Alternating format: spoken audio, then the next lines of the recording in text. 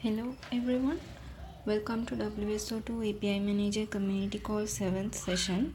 I am Sachini De Silva and I am a software engineer at WSO2 API Manager team.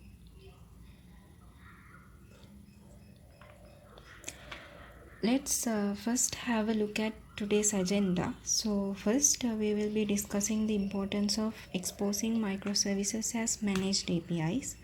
Then we will discuss about the Kubernetes API operator and move on to our main discussion on applying API management for microservices deployed in Istio. Under this topic, we will be discussing three approaches, namely Permissive Mode, MTLS Mode and Sidecar Mode. And then we will see a quick demonstration on Sidecar Mode approach. And finally, we will briefly have a look at API Marketplace and Business Insights aspects for microservices.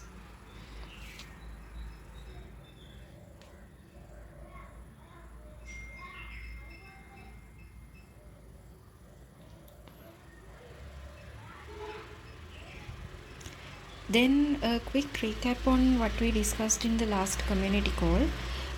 There we discussed about troubleshooting API requests using open tracing, and then we had a demonstration on request tracing in API Manager using Jaeger and in Micro Gateway using Zipkin. So before moving on to today's topic, we'll first have a quick glance at the questions we got in the last session. So there we were requested to share the service and client samples I used for the tracing demo. And as promised, I have uploaded the project content to GitHub and also have shared the repo links on WSO2 Slack channel. So if there's anyone who missed it, they can check out the code from here and use it as a reference.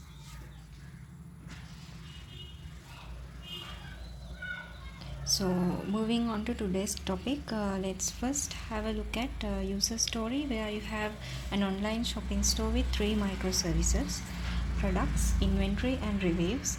And these microservices are developed using different programming languages. Products and review microservices are used in Ballerina, and inventory microservices developed using Node.js.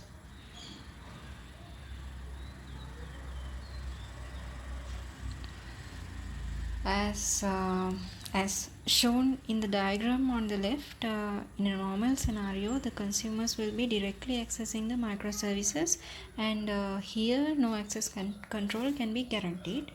So on the right hand side, you can see what happens when we use the API operator to expose the microservices as managed APIs.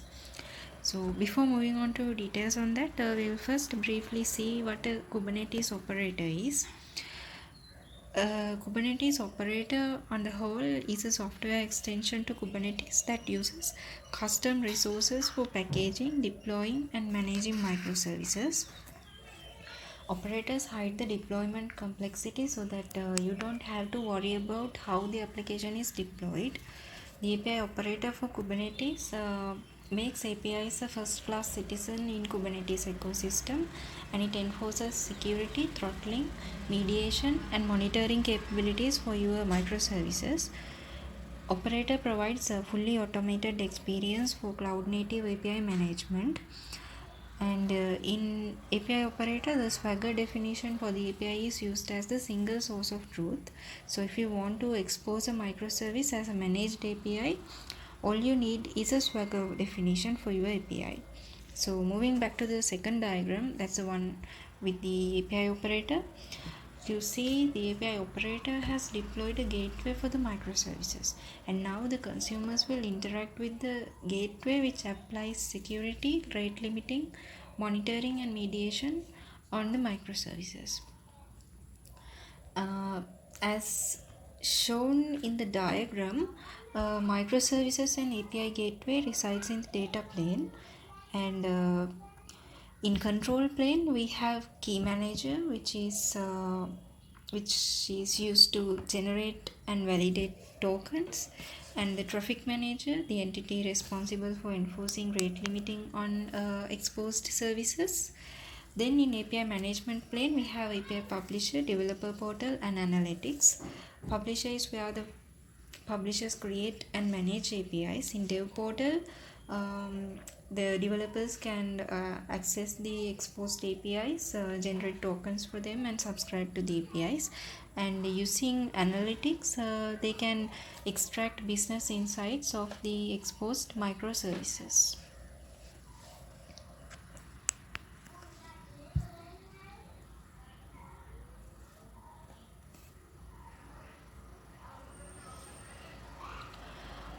Next, we will move on to API operator overview. So suppose you have a microservice that you need to expose as a managed API. Then you can feed it into the API CTL as a Swagger definition. And API CTL is a command line tool developed by API Manager team. And you can create the microservice using those two resources. So the command for this is API CTL add API -n, the name for the API, -- from file, and the location for the Swagger file. Command line tool will then interact with Kubernetes APIs to deploy the API definition in Kubernetes. This will create 4 custom resource definitions and a config map for the API. The 4 CRDs are API, target endpoint, security, and rate limiting. And there are 4 controllers: API controller, target endpoint controller, security controller, and rate limiting controller. Each of these CRDs and controllers have specific tasks. So when the API is deployed and the API CRD is created, API controller will first start a Kaneko job, which will create a Docker image of the API micro gateway for the API defined in the OpenAPI definition, and push the image into Docker Hub. Then API controller will create deployment, service, and horizontal pod auto scaling, which is HPA, and deploy those resources in Kubernetes.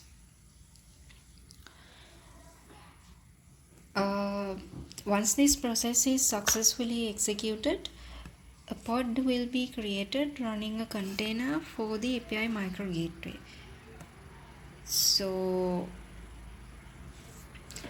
that's it about the process of exposing a microservice as a managed API. So then we'll move on to API management for Istio microservices. Istio is a service mesh which handles service-to-service communications, and it is important to enforce API management to Istio services in order to properly handle external clients to service communications. So first we will discuss permissive mode. Istio can be deployed in permissive mode or MTLS mode. If permissive mode is enabled, a service can take both HTTP and mutual TLS traffic. Here in the example shown, the microservices are running on a namespace called var, where Istio sidecar injection is enabled. And to apply API management for those microservices, we will be creating an API in foo namespace. Since Kubernetes API operator is installed in the cluster, this will deploy a micro gateway pod in foo namespace and expose an endpoint for API customers.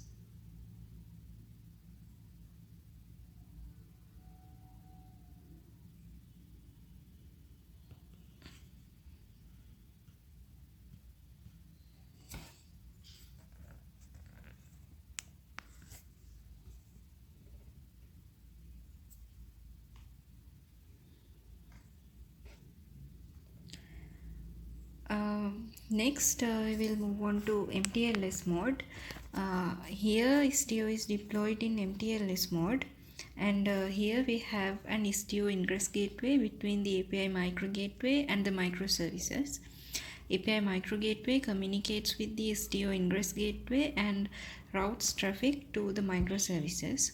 Here, in addition to creating an API, we need to add a virtual service in Istio to route traffic from the Istio ingress gateway to the relevant backend service. This approach works both in permissive and MTLS modes. The third approach is Sidecar Mode. Here we are deploying the API micro gateway inside the service mesh. When you create an API using the Swagger definition inside the Istio enabled namespace, the Kubernetes API operator will deploy a micro gateway in that namespace. As the sidecar injection is enabled in that namespace, a sidecar proxy will be attached to the micro gateway pod as well. Then the microservices are exposed via the micro gateway, and API consumers can talk to the Istio ingress gateway, and the virtual service will route the traffic to the API micro gateway. You can find samples for all three of the above modes in Kubernetes API operator GitHub repository under scenario 13.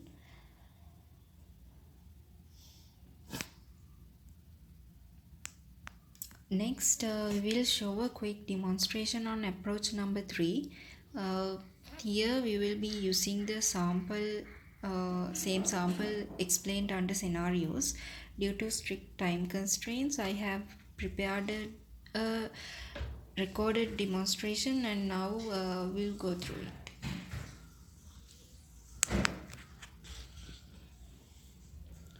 Okay.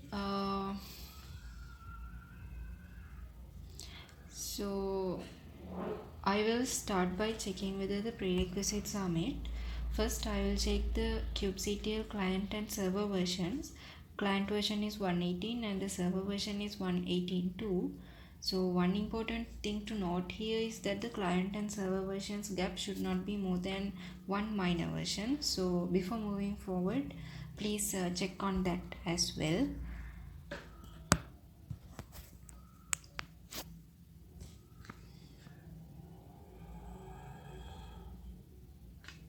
Next, I'm checking whether Istio is properly installed and the pods in Istio system namespace are in running ready state.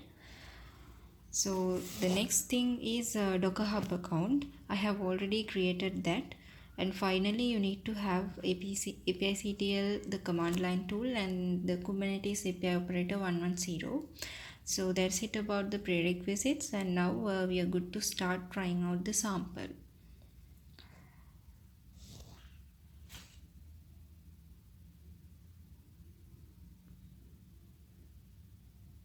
I will start by installing the API operator in the cluster.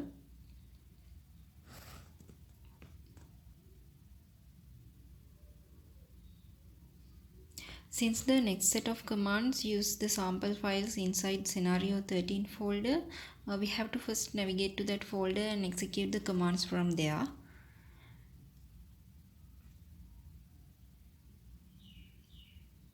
Then I will deploy the microservices. This will create an Istio enabled namespace called micro and create the microservices. We can check whether the command was executed correctly by checking whether the pods and services were created.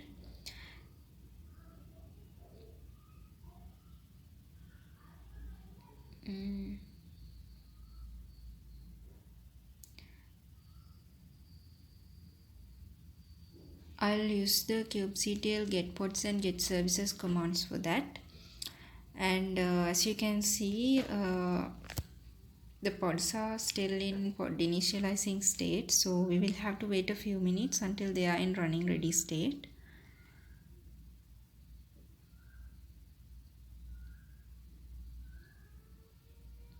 So I'm checking again, and now they are in running state.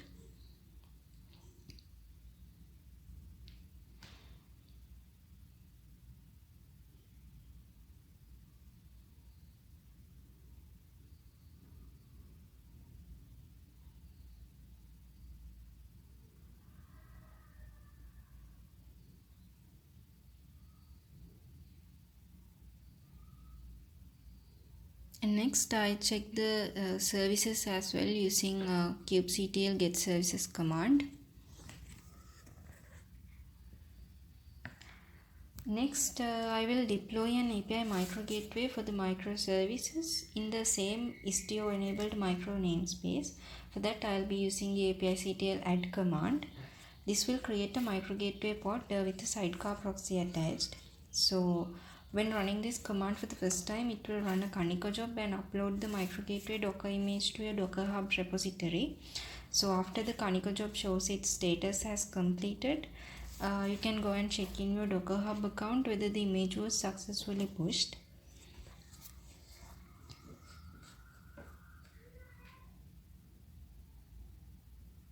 Here I am doing just that.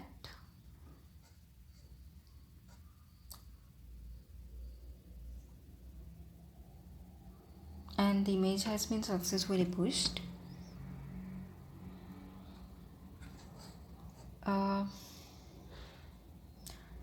Now the next thing is we need to set up routing in Istio.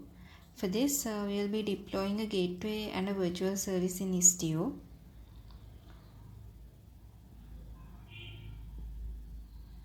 I'll be using this API-CTL create -f and the YAML file command. And with that setting up is complete. Next we have to invoke the API and check. And since we are communicating to micro gateway through the Istio ingress gateway, we need to find the external IP of the ingress gateway host. So we can do this by using this command, but still the IP is in pending state. So since I was using Minikube in this demo, I had to use the Minikube tunnel to get an IP address for this. So after using that, the IP address was resolved.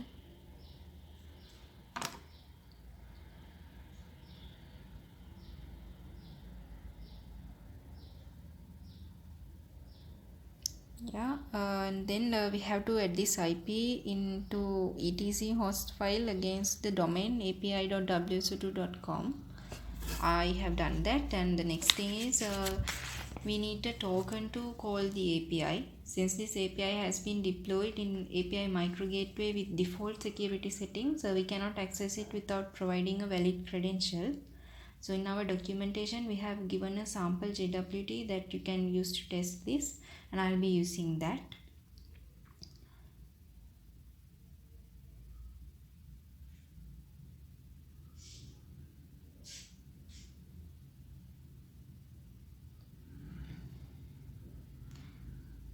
And next I will invoke the products endpoint and check the response.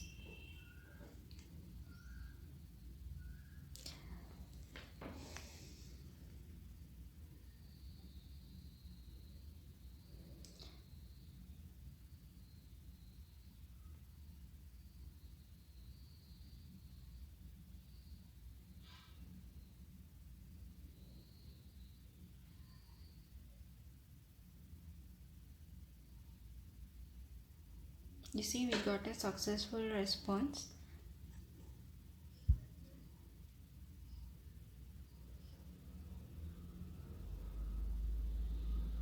And likewise we can call the product/id endpoint and retrieve information on a specific product.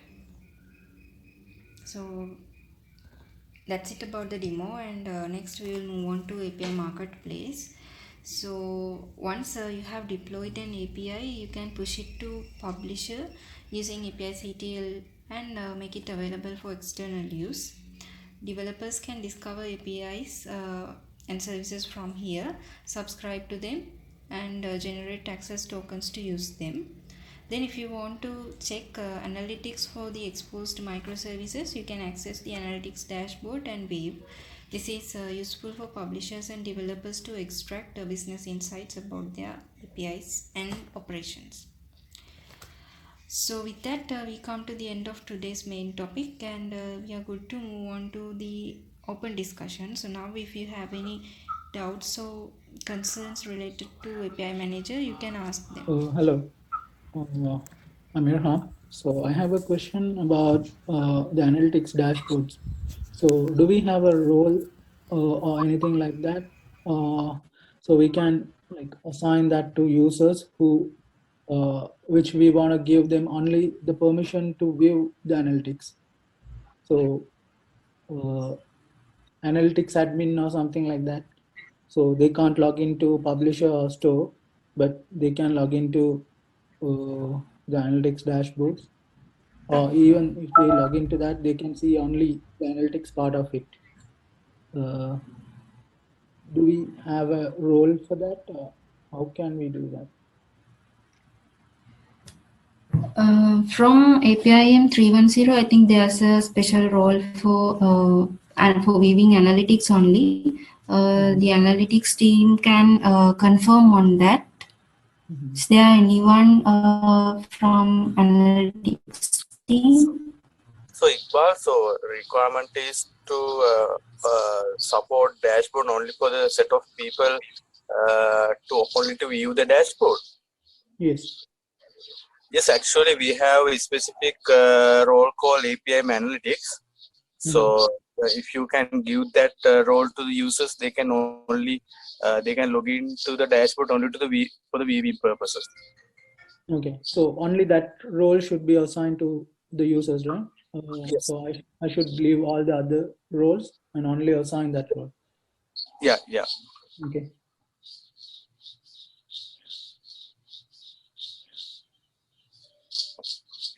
And just to confirm, that's in 3.1, right? Yes, in 3.1. Okay.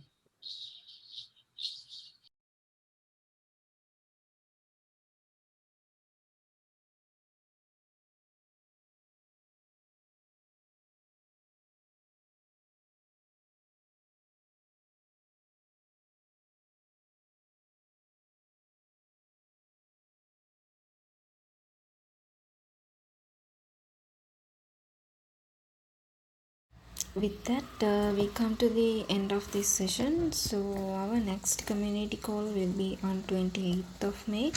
We hope to see you all again. If you have any suggestions for the community call, please add them to this form.